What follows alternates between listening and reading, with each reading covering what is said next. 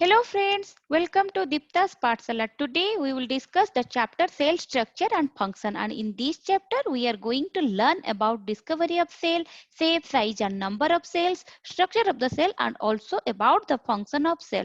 Now look at this picture, you can see a brick wall. Can you tell me which is the smallest unit in this brick wall? Yes, the brick is the smallest unit. Each brick is the smallest unit in this brick wall. Similarly, if we look at this laddu, we can say each bundi is the smallest unit of this laddu. Okay, now look at this. So here you can see a onion. So if you will take a thin skin of this onion and keep it under the microscope, then you have to add a drop of water and the methyl blue, then you can see this kind of structure under the microscope. Yes, in the onion peel you can see small units or small compartments like this. So these kind of smaller units are also present in all living organisms, and these are called as the cell. These are the smallest unit of all living organisms, and we can say the cell is the smallest unit of life, and it is the structural and functional unit of all living organisms.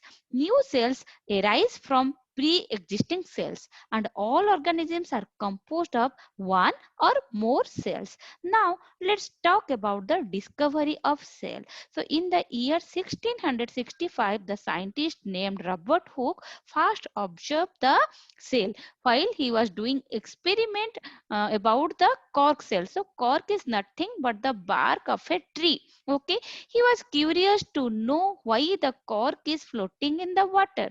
That's why what he did, he took some slices of the cork shell and kept under his microscope and tried to see, but he could not observe anything at the first attempt because the slices were very thick. Then what he did, again he made very thin slices and again he kept it under his microscope, and this time he observed small compartments which are similar to honeycomb like structures. Okay, and each smaller part or unit were separated from each other by smaller walls, and he named these compartments as cell. And cell came from the Latin word cella, which means small room. So this is how cell was discovered. But the cells Robert Hooke have observed, that was the dead cells.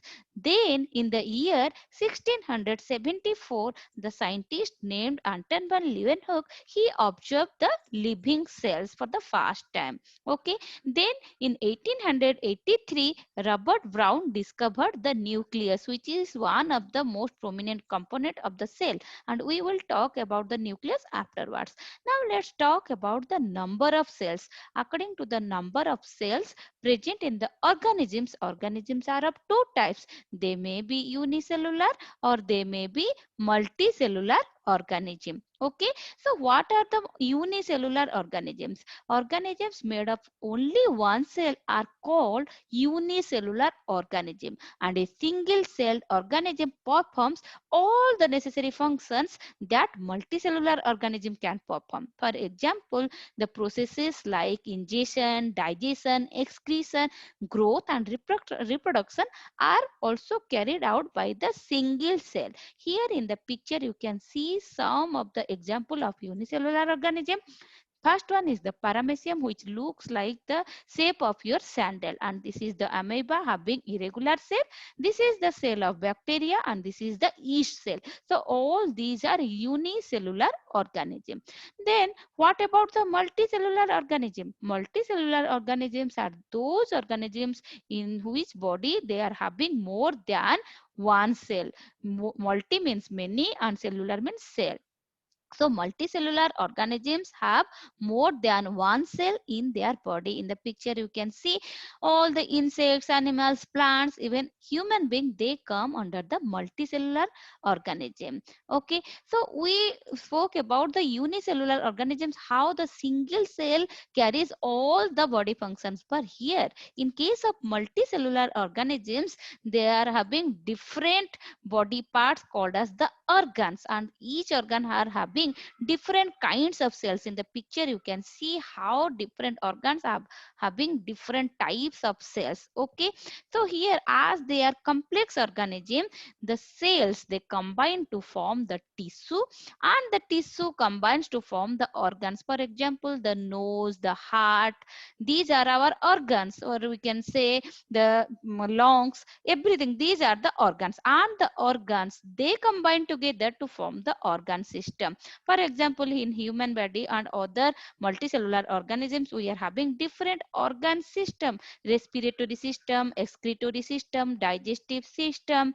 Okay, for example, if we will talk about the digestive system, then our mouth, the food pipe, the stomach, these are the organs present in the digestive organ or digestive system. Okay, so organs combine to form organ system, and so many organ system they combine to form a complex and single organism. Understood?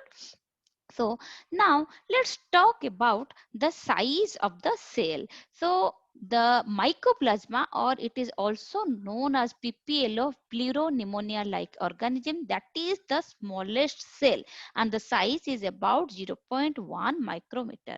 Okay, and the ostrich egg, here you can see one person is holding the ostrich egg and how big it is. So the size is about 17 centimeter. Okay, that is the biggest cell. Yes, the eggs we eat, that are the cell, that is the single cell, and we can see the egg cell in our naked eye, and the ostrich egg is the biggest cell. Here I would like to say you something: the size of the cell doesn't depend on the size of the animal. For example, if we will talk about the elephant and the rat, it doesn't mean that the size of the elephant cell should be bigger than the rat cell. Okay, so there is no relation between the size of the cell and the size of the organism. Understood? Now let's talk about the shape of cell. So we know that the when we talk about the buildings, the brick is the smallest unit, and from the smallest unit we can give different shape and size to the buildings. Similarly, irrespective of the number of cells, okay, their size and their shape varies. Okay, in a multicellular organism we can see different types of cells which are having different shapes. For example, here in the picture you can see the red blood cell found in the human being, it is disc shaped. Okay, and this is this epithelial cells or the skin cells. Okay, these are columnar in shape, whereas the muscle cells they are spindle shaped. Both the end are pointed and middle part is quite broad. Okay, and this is the sperm cell which is having a head here and a tail. Okay, so here you can see the nerve cell which is having a branch structure. That's why the cells vary in their shape. They are having different kinds of shapes. So this is all about our today's session. So let's have a quick revision. So what we learned? We learned that all organisms are made of smaller parts called organs. Organs are made of still smaller parts. The smallest living part of an organism is a cell. Cells were first observed in cork by Robert Hooke in 1665. Cells exhibit a variety of shapes and sizes.